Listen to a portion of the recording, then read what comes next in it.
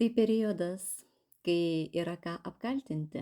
Nuo vasario 26 dienos iki kovo 20 dienos informacijos, prekybos, komunikacijos planeta Merkurijus judės retrogradiškai žuvų ženkle.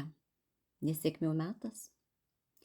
Tai spąstai, pasireiškiantys grasinimais, kad šiuo laikotarpiu verta atsisakyti bet kokių pasiūlymų, net patikrintų ir naudingų, nes kategoriškai negalima nieko pradėti. Bauginimais, kad šis laikotarpis neišvengiamai atneš skausmingas transformacijas, energijos nuosmukį ir krizes, todėl geriau iš anksto ruoštis nesėkmėms.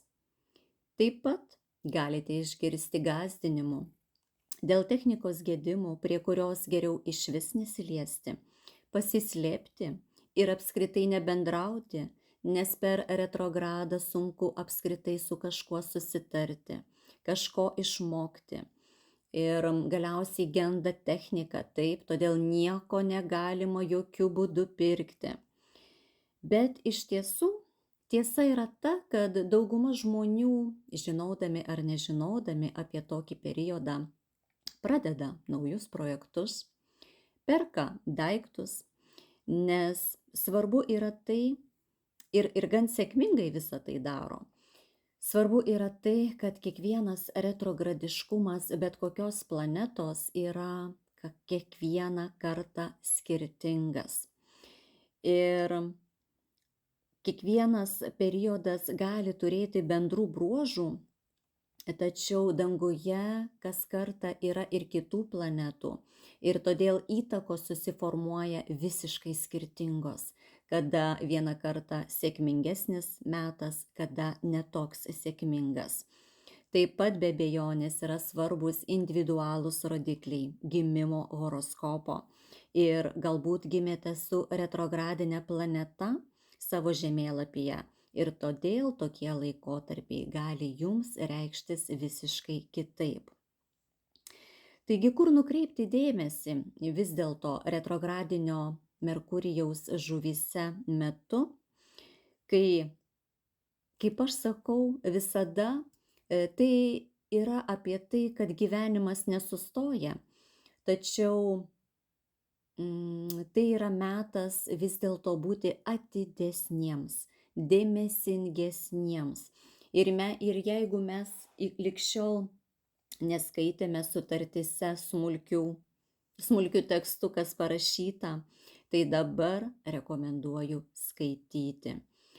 Jeigu net emocijos vedamas įsigyju kažkokią techniką, kažką perku, tai dabar verta apsvarstyti, dar pagalvoti, ar emocijos ar protas valdo. Žodžiu, bet kokiu atveju tas periodas yra itin palankus grįžti prie anksčiau pradėtų veiklų, prie kažkokių idėjų, viską dar kartą pergalvoti, peržiūrėti, patikrinti, pasitikrinti, permastyti, paanalizuoti, atlikti savotišką auditą, reviziją, atlikti korekcijas ir galbūt kažką atnaujinti, o atnaujinus jau ir pradėti. Taigi, labai palankus metas yra grįžti prie kūrybos ir gilesnių prasmių. Žuvys yra siejamos su intuicija, vaizduote, taigi palankiausia idėjų revizija.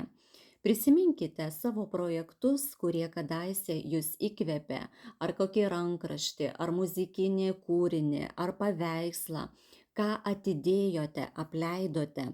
Ir dabar idealus metas tai vėl paimti, peržiūrėti, pakoreguoti ir, žodžiu, įkvėpti tarsi naujos gyvybės.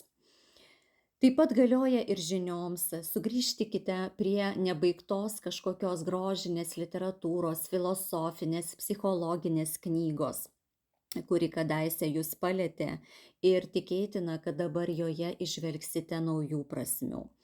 Atnaujinkite savo dvasinės praktikas, kūno praktikas, joga, meditacija, kvėpavimo pratimai, darbas su aromatais, aromaterapija. Tai jei anksčiau jūs tai įkvėpė, dabar pats palankiausias vėl tai prisiminti. Antra, tai būtų emocinė inventorizacija. Merkurijus žuvyse paaštrina jautrumą ir geriausia, ką galima padaryti su šiuo emocijų srautu, tai neslopinti, o tyrinėti. Ir jei seni išgyvenimai ar nuoskaudos iškyla į paviršių, tai priimkite tai kaip analizės duomenis. Koks tai jausmas? Iš kur jis kyla? Pirminių priežasčių paieška dabar bus ypač veiksminga. Taigi darbas su psichoterapija, su įvairiomis terapijomis. Ir nesivaržykite kreiptis pagalbos. Netgi ir pokalbis su draugu ar terapeutu padės ne tik išsikalbėti, bet ir struktūruoti vidinį chaosą. Senų ryšių pamokos. Taigi atkreipkite ryšį į žmonės, kurie netikėtai vėl atsiranda jūsų akiratyje ar primena apie save. Tai gali būti ne tik buvę partneriai, bet ir seni draugai, kolegos, pažįstami, su kuriais siejo stiprios emocijos. Tokie sugrįžimai būtent dabar turi jums svarbę žinutę. Užduokite savo klausimą, kokios patirties su šiuo žmogumi neužbaigiau. Ko jis turėjo mane išmokyti, ar išmokau šią pamoką. Pasikartojantys santykių scenarijai su skirtingais žmonėmis vertingiausia medžiaga darbui su savimi. Ir padidinto dėmesio sritis šiuo metu tai yra medicina, sveikata, buitis. Taigi būkite itin atidūs vartojamiems vaistams, tikrinkite dozes, galiojimo laiką, vaistų suderinamumą. Bet kokius eksperimentus dabar geriau atlikti tik prižiūrint gydytojui.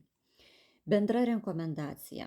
Prieš paspausdami netgi siųsti ar padėdami parašą ant kokio dokumento, dar kartą patikrinkite dokumentus, laiškus ar susitarimus. Kaip minėjau, tai yra daugiau dėmesio atidumo reikalaujantis metas. Nes Merkurijus žuvyse iš esmės ne apie logiką, tai yra apie jausmus, intuiciją, fantaziją ir iliuzijas.